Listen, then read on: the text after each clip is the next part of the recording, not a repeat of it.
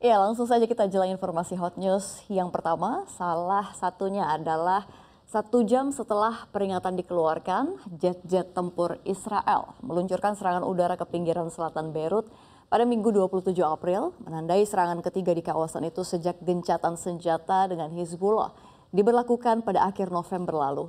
Dilansir The Associated Press, militer Israel dalam pernyataannya mengklaim bahwa serangan itu menargetkan fasilitas penyimpanan rudal berpemandu presisi milik kelompok militan Hezbollah. Mereka menegaskan bahwa penyimpanan semacam itu merupakan pelanggaran terhadap perjanjian yang disepakati untuk mengakhiri perang Israel-Hizbullah. Sebuah ledakan besar mengguncang wilayah tersebut, menghasilkan gumpalan asap hitam pekat yang membumbung ke udara. Serangan tersebut menghantam struktur menyerupai tenda logam di antara dua gedung dengan 3 bom dijatuhkan. 2 truk ditemukan hangus dan hancur di dalam hanggar. Dalam peringatan sebelumnya, militer Israel mengumumkan bahwa mereka akan menyerang fasilitas Hizbullah di daerah Hadad dan mendesak penduduk untuk menjauh setidaknya 300 militer dari lokasi sebelum serangan diluncurkan. 2 serangan peringatan dilepaskan setelah pengumuman tersebut.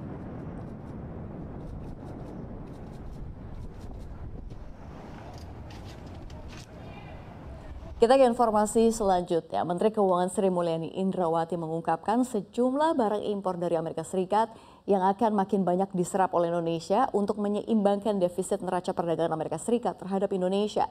Sebagaimana diketahui, defisit neraca perdagangan antara Amerika Serikat dengan Indonesia pada 2024 mencapai 18 miliar dolar Amerika Serikat, membuat Presiden Amerika Serikat Donald Trump geram hingga mengenakan tarif dagang yang tinggi terhadap Indonesia sebesar 32%.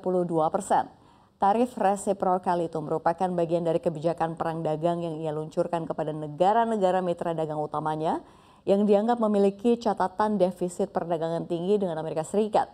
Sri Mulyani mengatakan produk pertama yang akan menjadi target supaya neraca perdagangan antara Amerika Serikat dan Indonesia kembali surplus ialah produk agrikultur seperti gandum, kedelai, dan jagung. Produk-produk kedua adalah minyak dan gas bumi, khususnya gas cair atau LNG maupun LPG. Menurutnya komoditas itu sangat penting bagi Indonesia karena Indonesia bukanlah negara yang menjadi produsen migas. Ketiga, Sri Mulyani mengungkapkan bahwa produk yang akan dioptimalisasi impornya adalah yang berasal dari perusahaan penerbangan Amerika Serikat Boeing. Namun ia tak mendetailkan produk apa saja yang akan menambah impornya dari Boeing.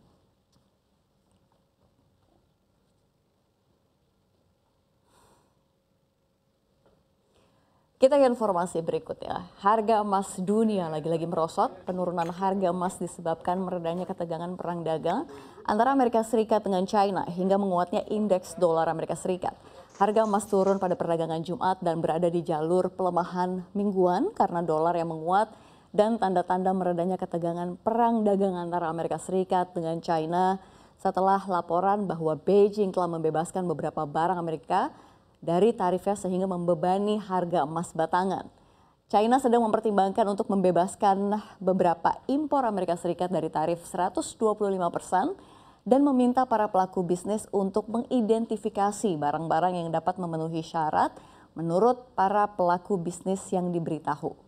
Emas yang secara tradisional dipandang sebagai nilai lindung terhadap ketidakpastian geopolitik dan ekonomi mencapai rekor tertinggi di 3.500,05 dolar Amerika Serikat per troy ounce dan telah naik lebih dari 25% sepanjang tahun ini karena ketegangan perdagangan Amerika Serikat dengan China dan permintaan bank sentral yang kuat.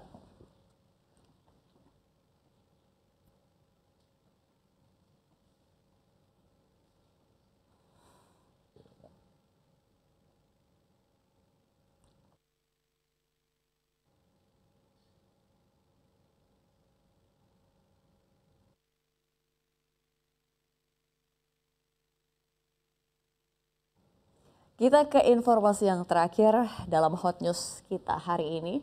Liverpool berhasil mengunci gelar juara Liga Inggris 2024-2025 usai mengalahkan Tottenham Hotspur 5-1 pada pekan ke-34 Premier League Minggu 27 April 2025 waktu setempat. Bertanding di Stadion Anfield, Mohamed Salah, Luis Diaz, dan Cody Gakpo tampak aktif menekan pertahanan Tottenham di 10 menit awal. Meski akhirnya Tottenham yang berhasil mencetak gol lebih dahulu pada menit ke-12.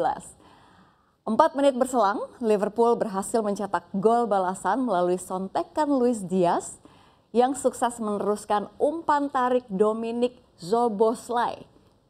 Alhasil, skor menjadi imbang 1-1. Lalu pada menit ke-24, Liverpool berbalik memimpin lewat tembakan keras Alexis Mac Allister dari bibir garis kontak penalti. The Reds comeback dan memimpin laga dengan skor 2-1. Permainan terus berjalan dengan berbagai upaya saling serang sampai akhirnya Liverpool menjadi pemenang dengan skor akhir 5-1.